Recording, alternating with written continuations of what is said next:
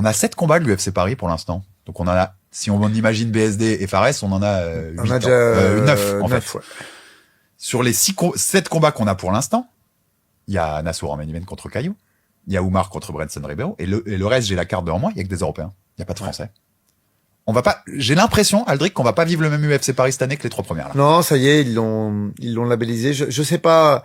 En fait, tout ça, et c'est pas une question de niveau, les gars, c'est une question de data. Je pense que le marché français, il est peut-être moins intéressant pour eux en termes de chiffres, tu vois. Et mais de toute façon, culturellement, on le savait déjà. On a eu l'expérience par le football.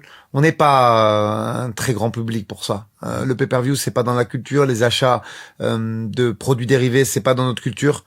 On est un grand public pour faire du bruit, c'est ça, pas pour consommer entre guillemets. Exactement. Ouais. Par rapport aux Mexicains ou aux Anglais, ne serait-ce que les produits dérivés, je parle même pas de pay-per-view.